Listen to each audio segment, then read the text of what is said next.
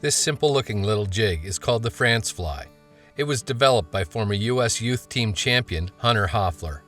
The same reasons that make it a good competition fly also make it a good guide fly, as it's quick to tie, durable, and extremely effective. I like France flies small.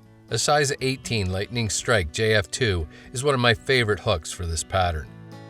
Plunger-style hackle pliers make handling them much easier. Here, I'm going to match the hook with a 3/32 of an inch black nickel slotted tungsten bead. These little guys ain't cheap, and they're rather easy to lose to the floor, so I'll drop the bead into one of the depressions on the base of my tying vise. Here, escape is nearly impossible.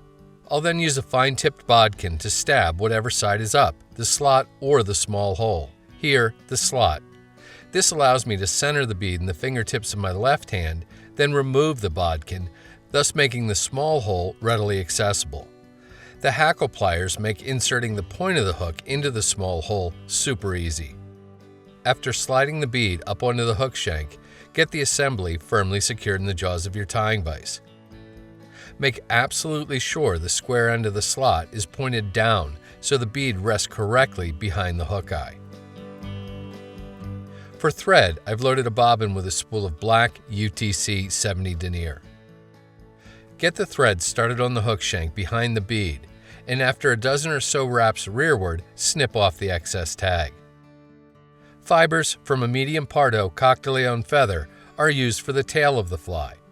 After stripping off all the lower fuzzy stuff, gently preen down 8 to 10 fibers perpendicular to the stem, then squeeze them tightly in the fingertips of your left hand. The tighter you squeeze, the more likely the fibers are to stay aligned when you pull the stem away to strip them free. Pass the fibers to your right hand so the aligned tips are exposed.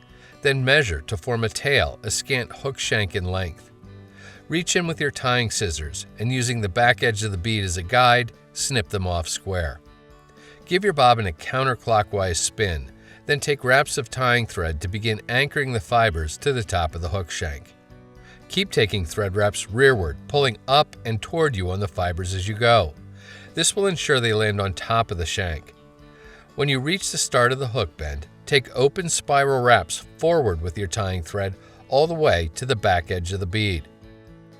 The abdomen of the fly is created using black stretch tubing, not round rib, which looks somewhat similar.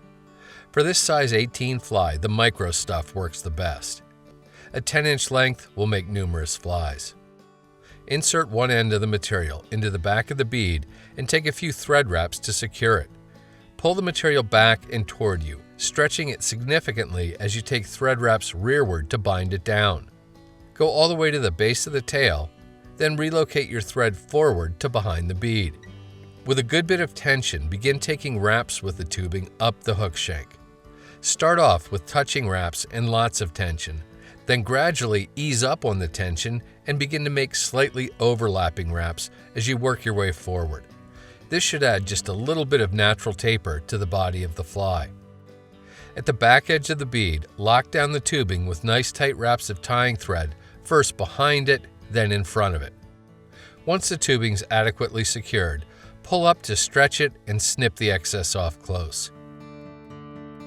Dark hare's mask dubbing is used to create a furry little collar on the fly.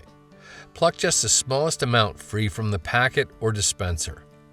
Pull down on your tying thread and use the dubbing to build up a short, slender noodle. Less is definitely more here.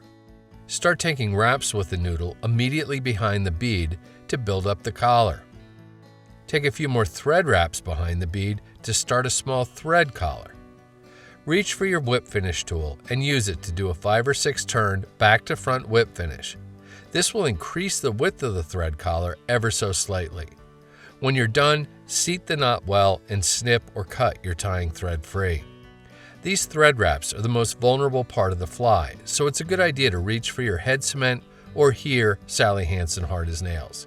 Apply a drop or two to the thread wraps to ensure they don't come unraveled. The France fly is a fast tie even for less than experienced tiers. It's also extremely versatile and can be tied in a wide range of color combinations. I really like the look of ice dubbing for the collar. My favorite color combination looks a heck of a lot like a Frenchie.